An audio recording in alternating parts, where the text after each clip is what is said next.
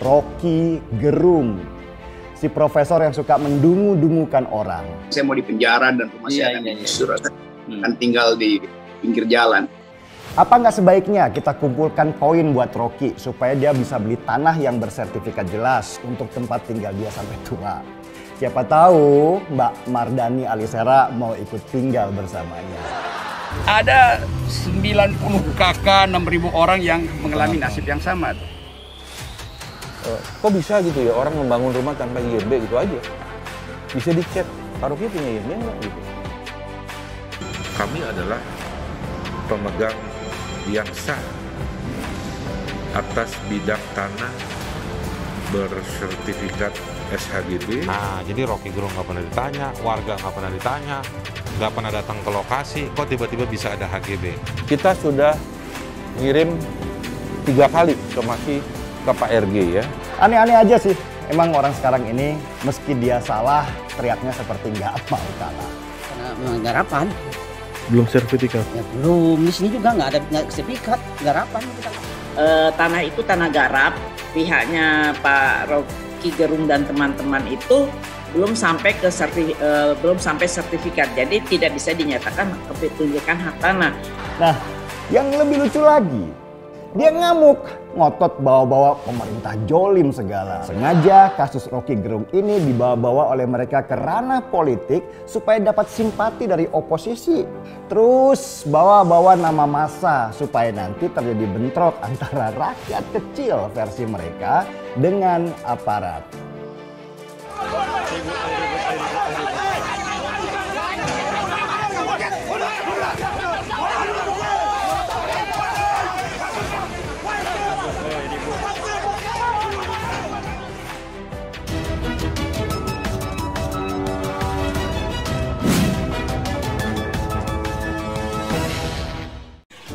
Nama Rocky Gerung sedang menjadi perbincangan hangat oleh sebagian besar masyarakat Indonesia setelah kasusnya terus-menerus diekspos oleh berbagai media.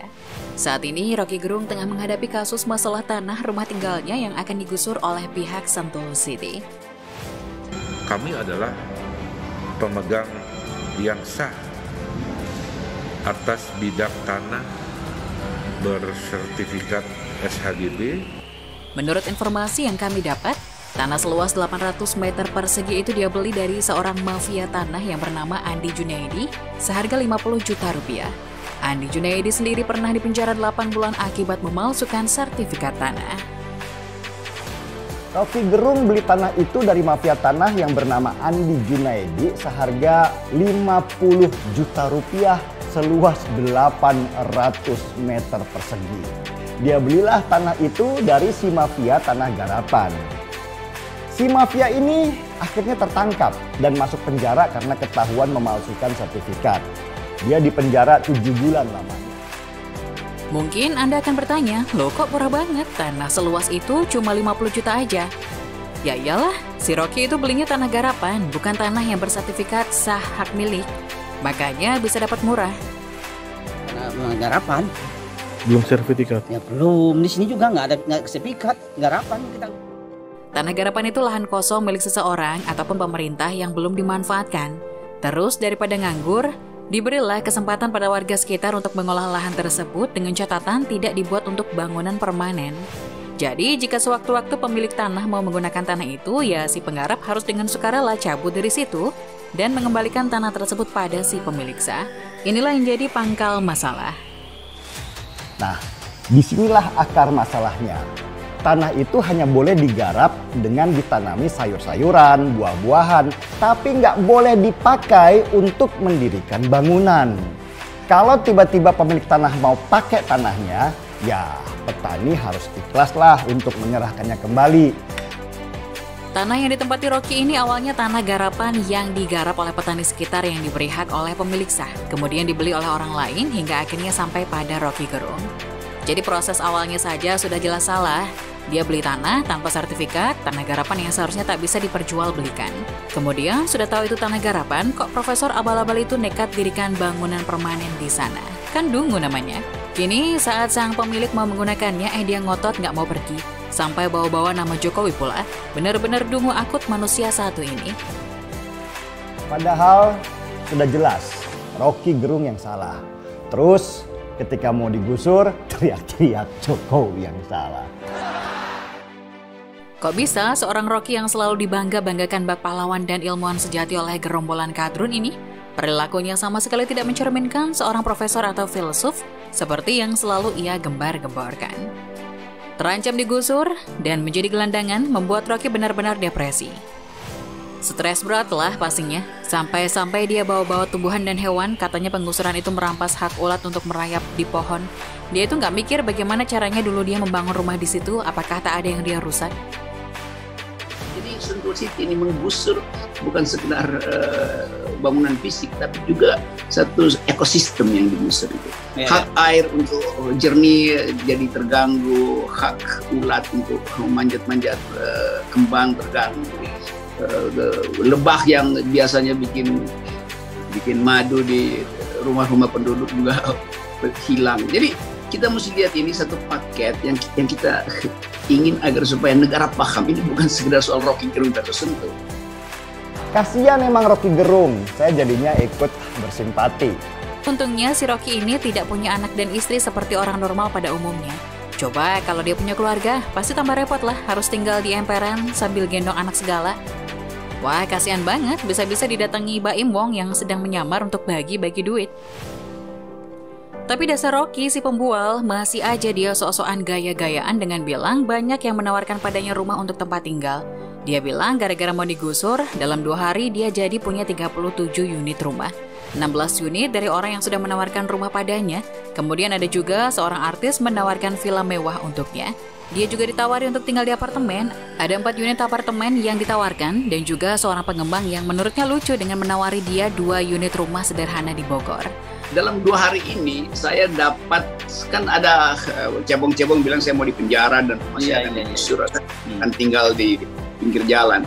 Nah ini saya justru dalam 2 hari ini saya dapat tawaran kira-kira, coba saya ingat ya, 16 rumah dari teman-teman. Yang silakan bro, lu pakai rumah gue nih. Jadi ada 16 rumah saya punya sekarang. Terus dapat ini ajaib nih. Ada satu villa besar juga ditawarkan di daerah Puncak oleh seorang musisi top. Nah, bisa tebak-tebak. Bro, lu pakai nih tempat gue nih, suka-suka lu. Kalau digusur. Ini udah berapa tuh? 16, udah 17 kita. Terus apartemen kira-kira 4 apartemen udah disiapin buat evakuasi saya juga dari teman-teman. Lalu ada pengembang, ini lucunya, ada pengembang, dia punya pengembang daerah Bogor situ. Dia bilang, ini ada 2 rumah couple, tapi rumah sederhana Pak Rocky, pakai aja Pak Rocky. Jadi dalam 2 hari saya udah punya 37 unit rumah. 37 unit rumah.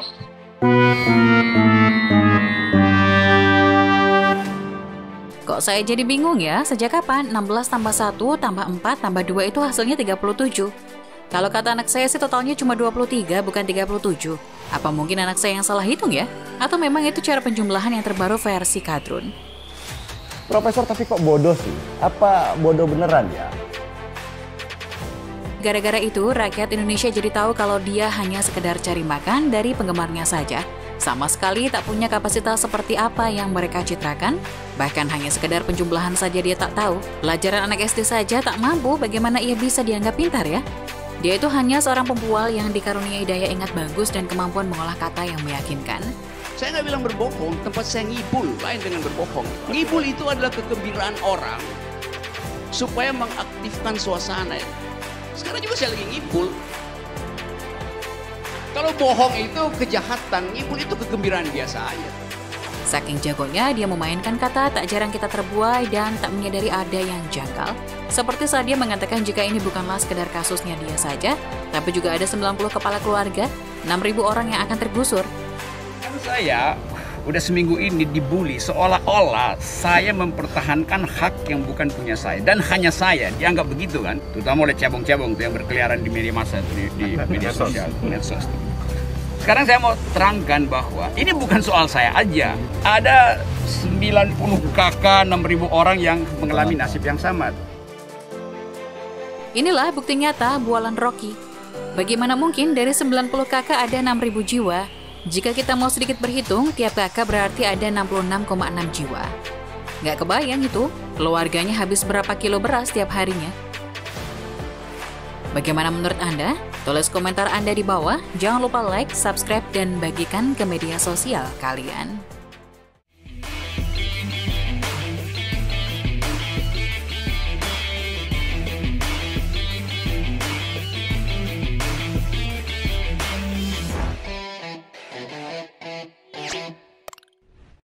Jangan lupa untuk subscribe dan nyalakan lonceng notifikasinya.